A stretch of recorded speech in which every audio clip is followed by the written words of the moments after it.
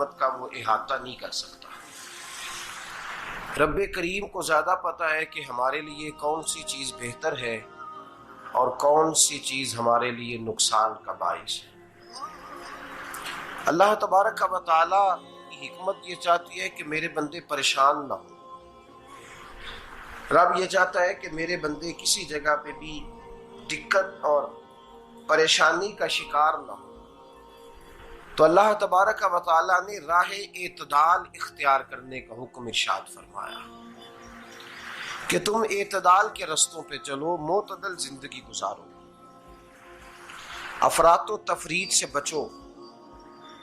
آج جس معاشرے میں ہم وقت گزار رہے ہیں، اس معاشرے میں ہم اس بات کو سمجھنے سے قاصر ہیں کہ اصل ہمارا مسئلہ کیا ہے۔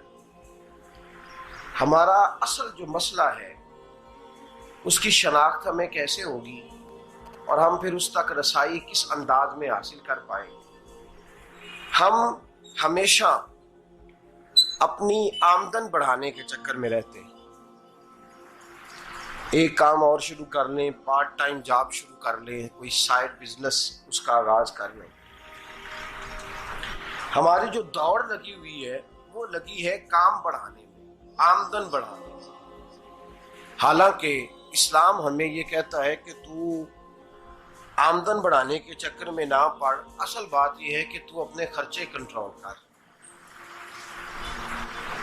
تنگ انسان وہ نہیں ہوتا جس کی آمدن تھوڑی ہوتی ہے، یہ توجہ کیجیے گا میری بات، یہ قیمتی بات ہے اور گفتگو ساری کا لب لباب ہے۔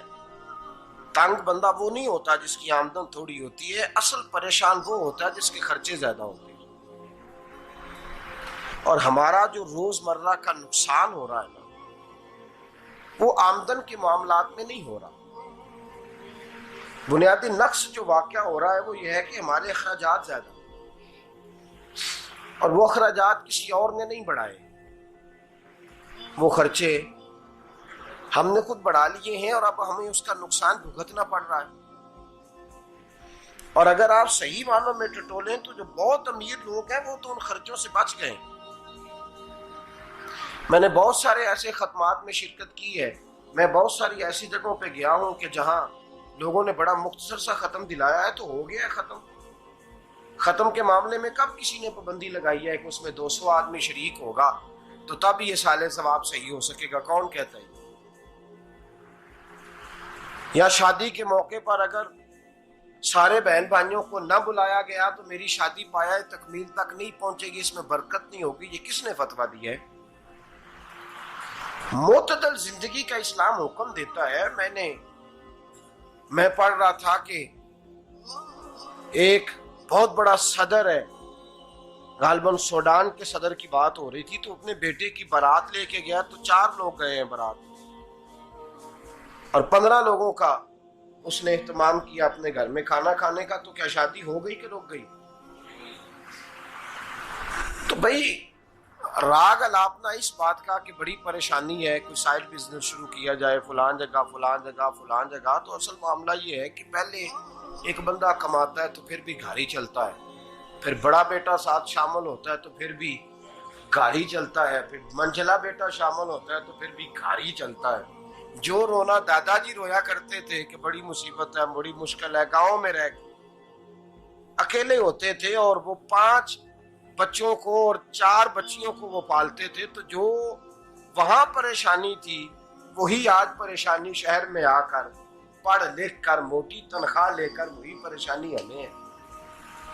تو میں جس نتیجے پہ پہنچا ہوں اس کو پڑھ کے، قرآن مجید کی چند آیات کو دیکھ کر اور اس مفہوم کی جو حدیثیں کتب احادیث میں پائی جاتی ہیں اور ہمارے بزرگوں نے ہمیں جو مزاج اس حوالے سے دیا ہے، میں اس نتیجے پہ پہنچا ہوں کہ مسئلہ آمدن کا نہیں، مسئلہ خرچے کا ہے۔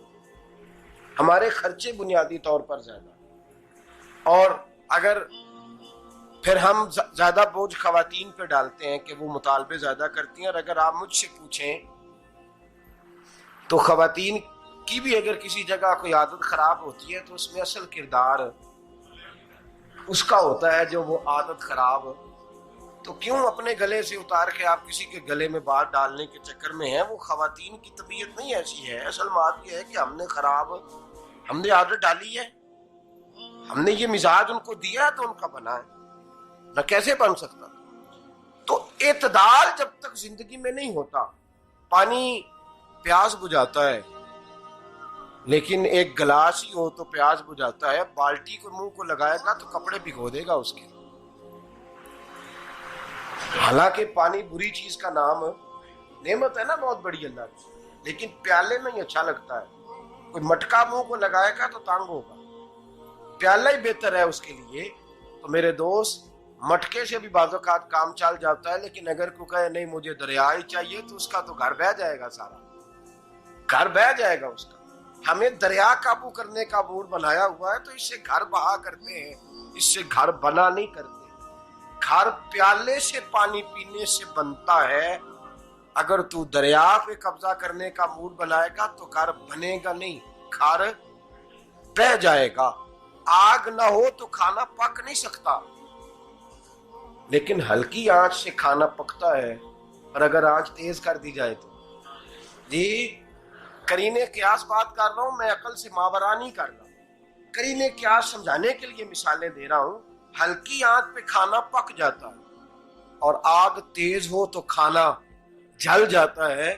تو کھانا اتنی دیر کھانے کے قابل رہتا ہے جب تک وہ ہلکی آنچ پہ پکتا ہے. تو جتنی مرضی تو کہتا ہے نہیں میرا گزارے نہیں، آگ تیز ہونی چاہیے، تو میاں جل جائے گا، جل جائے گا. ہوا نہ ملے تو سانس نہیں آتی، ٹھیک ہے؟ آکسیجن نہ ہو تو سانس، ہوا نہ چلے تو گزارا نہیں ہوتا. لیکن اگر تیز چلے نا، اگر تیز چلے تو آندھی اور طوفان بن جائے تو چھتیں گرا دیتی ہے، جانیں لے لیتی ہے. ہم ہیں طوفان کے چکر میں، ہم ہیں دریا کے چکر میں، ہم ہیں بڑے لاؤ کے چکر میں. تو میاں ہلکی آنچ ہی اچھی ہے، یاد رکھ. اور ایک گلاس پانی کا اعتدال سے ملتا رہے تو وہی ملتا رہے، ضرورت کے وقت وہی بہتر ہے. تو پورے دریا پہ قبضہ کرنے کا پروگرام نہ بنا، تانگ ہو جائے گا. اور میرے عزیز یاد رکھ، ہوا سانس لینے کے مطابق ملے تو وہی اچھی ہے، جو سانس بند کرنے پہ آ جائے وہ ہوا اچھی. ہم نے چکر چلا لیا ہے کہ زیادہ پیسہ، راتوں رات پیسہ، لمبا پیسہ، یہ پلاٹ بھی میرا، وہ پلاٹ بھی میرا، گجرانوالا بھی، گجرات بھی، لالا موسیٰ کھاری اور پنڈی تک جہاں میں جاؤں میرے نام کی تختیاں لگی ہوئی ہونی چاہیے. اسلام منع